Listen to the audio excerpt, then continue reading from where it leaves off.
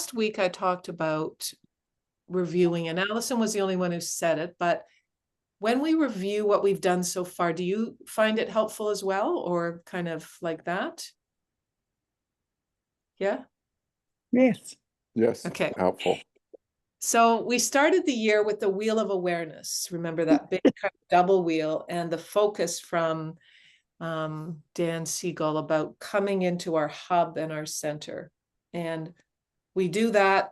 We've been practicing doing that for some time together, where we attend to our body and breath and bringing both into a state of deeper relaxation. And we also tune into our senses through our body. And then we become more conscious of thoughts and feelings that are just rolling through like gerbils in our brain. So by paying attention to those, it allows us to come into the center of our being and be with ourselves in a newer way. And each time we practice together, we deepen that. It's like the muscle that Jon Kabat-Zinn talks about. Week 2, we talked about really coming to setting our intention with attention. So in the morning, whether you might have a long meditation, but I would encourage you to at least have a short meditation where you sit for a moment and take a breath and just allow an intention for the day to emerge. Being quiet, or, being present, or moving more slowly. I'm practicing moving more slowly. As soon as I catch myself racing down the hall, I just say, oh, right, moving more slowly. So slowly over time, we slow ourselves down. And then sometimes we can check in at the end of the day. We're lying in bed, and if we don't remember, we stick a little note up. And if we remember, if we do something at night, we just say, oh, right, I set that intention of moving more slowly. How did that work out for me?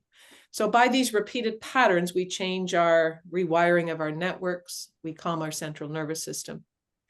And then in week 3, we talked about letting go of needing to fix ourselves and others. And this self-critical voice that is always driving us to be better and do more, that we want to let that go. That's an old template based on our society's need for productivity, and likely some childhood template where our parents wanted us to be the best we could be, but it's not helpful to us. And so as we increase our capacity for compassion for ourselves, we're less driven. We don't meditate in order to get better. We meditate to come into ourselves, to allow ourselves to be. And some of that is imperfection and letting mistakes be. It doesn't mean we can't do things. And today I'm going to talk about being and doing. But last week, before we go into that, we talked about bravery and love based on the Indigenous leader, Rick Chichu, where I sent you some of his information, who's working on climate change. And he talked about knowing sometimes we have shame and fear, and then letting those diminish and more coming into bravery and love. And when we don't, we say that's okay too, but we aspire to live in that. So any comments, questions, thoughts before we move into being and doing? Anything anyone want to add? Anything that feels okay? Let's go forward. So I thought that being and doing kind of pulled the first 4 weeks together as we're starting October. And the Buddha talks about what does it need for us to move beyond suffering. We have physical aches and pain, aging, sickness, and death is what the Buddha says we all face if we live long. And if we don't live long, if we die suddenly. But even if we die from illness at a younger age, we still have sickness and death. And we all have death. Some of us have sickness and death, and some of us have aging, sickness, and death. So we want to go beyond suffering as we move into this part of our lives. In the wider sense of being human, all of us, no matter what our age, many of us have a sense of dissatisfaction with life. We wish we had a little bit more money, or we wish we were a little bit younger, or we wish we had a better job, or we just have this kind of thrumming feeling of misery and discontent. And it could be just show up with an irritation with someone. Why did you do that? Like, we can feel it. I just spent 48 hours with a group of Unitarians up at a retreat. And fortunately, I had my own room. But there's that sense when you're all come together, you're just all like saying, sure. And then you start to see some of the little irritations that come out when someone threw out the porridge that we were supposed to have the next day, or when someone clears the tables, but the kids are supposed to clear their own table. We wrote that down. We agreed on that. And then you forgot to clear so those kinds of small minor things where we get irritation, but there's also anger, which is irritability, transformed to anger. And there are people in this world right now who are being held in prison, who are dying, who are in deep suffering and pain. So there can be all the way from, minor irritability and suffering, a sense of discontent in our lives. I'm not quite content. I'm always looking for something more, all the way through to more major forms.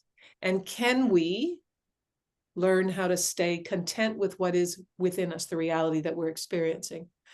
Sometimes we think, oh, well, I'd be happy if my car was newer. Like, I have to do all that research and I don't really want to, and then it's going to cost me more.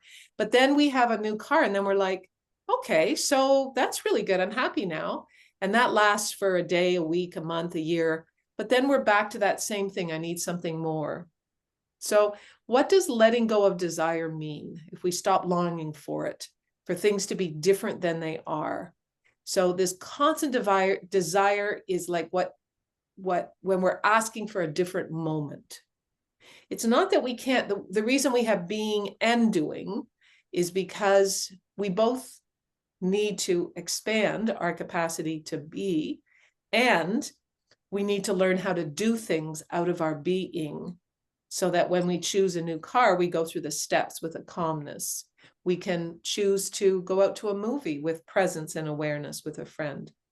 We can make our meal, wash our dishes, do our laundry with a slow, kind of calm sense of presence and being, rather than, damn, I have to do this laundry again, or whatever it is. I know someone with 4 children, all under the age of 10, and she feels like she never stops doing laundry, and she's really starting to feel worn down by it. So sometimes you're in a position where that's your life. You've got to do laundry with 4 kids under 10. How do you then turn it into something that's not, a resistance to the moment? I don't know how to do it. I'm just suggesting it. That's a lot of laundry. So it puts us in a state of constant craving for things to be different. That famous song by Katie Lang that she has about craving. It's like this ongoing, slight, constant burrow of a dissatisfaction through our being. And that's what the Buddha talks about. In our letting go of suffering, which is our attachment and our desires, we can continually feel this craving, or we can let it go. So by setting an intention for your day and then returning to that with attention, we can move through our days, building a deck, having a Zoom meeting, going for a walk. We can drink a glass of water with a sense of mindfulness. We can just turn to it and feel it moving down through our bodies, doing it with intention rather than looking for future satisfaction. It doesn't mean we have to be, or a cup of coffee or a cup of tea.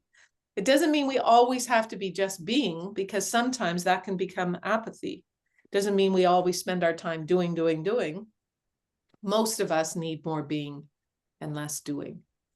So what does being mean? We've talked about this, and what the Buddha says, it's to receive whatever comes in this moment with an open mind and heart, and Kabat-Zinn adds, without judgment.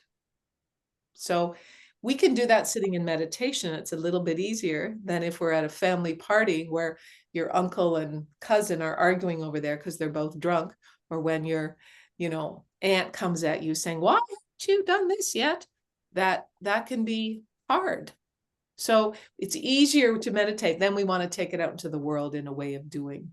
And we want to remain aware as best we can of what's emerging within us. That's why we do that check-in at the beginning. What is it that I feel? And what do I need? What do I feel? And what do I need? Or how do I feel and what do I need? That's that constant checking in and slowing down.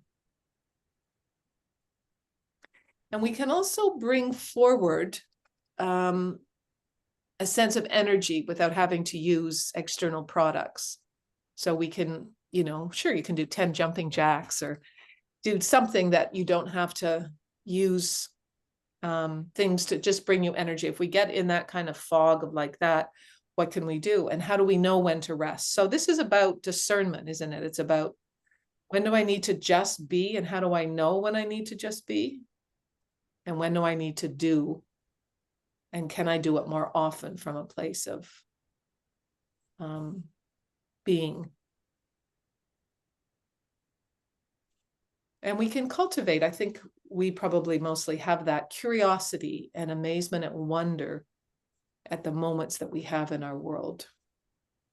So I'll talk a little bit about neurologically what happens when we reduce activity, when we feel our whole self, the cortical networks that enable us to think in the future or the past, when we're ruminating about what happened yesterday or when we want something in the future, it allows us. So we're working with our physical brain as well as with our thoughts, with many of which emerge from our physical brain.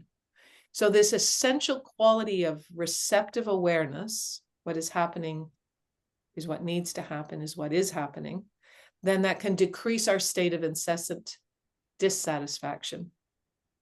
So we relax the physical body. We spend a lot of time relaxing our physical body, which opens that receptive awareness. And then we want to stay attentive to this moment as it arrives, to this moment as it arrives. And we want to stay rootedness in our being.